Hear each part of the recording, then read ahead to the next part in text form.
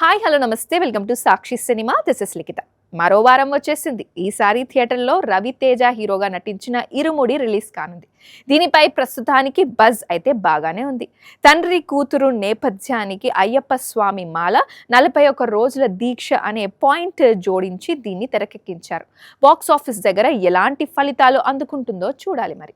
దీనితో పాటు అమీర్ లోక్, ద రెడ్ బ్యాగ్ అనే సినిమాలు కూడా రాబోతున్నాయి. మరోవైపు ఓటీటీలో 19 వరకు కొత్త మూవీస్, వెబ్ సిరీస్లు స్ట్రీమింగ్ కాబోతున్నాయి. వీటిలో దళపతి విజయ్ జననాయగన్, కిరణ్ అబ్బవరం చెన్నై లవ్ స్టోరీ, ప్యార్ ప్రేమ కళ్యాణం అనే సినిమాలు ఉన్నంతలో ఆసక్తి కలిగిస్తున్నాయి.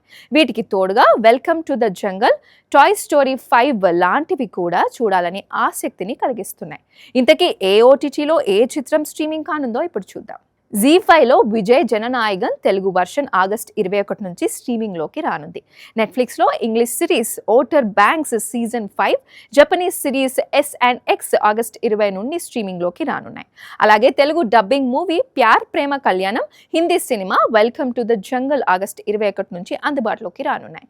ఇక సోనీ లివ్లో Telugu cinema Chennai love story August 21 నుంచి స్ట్రీమింగ్ కానుంది. ఇక అమెజాన్ ప్రైమ్లో English movie Toy Story 5 August 18 నుంచి తో స్ట్రీమింగ్ కానుంది.